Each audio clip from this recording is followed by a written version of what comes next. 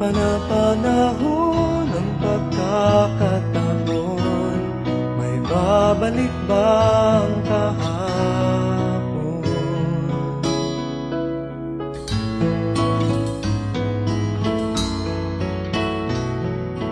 Natatandaan mo pa ba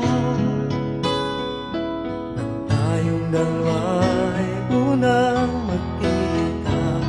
Panahon ng kamusmusan,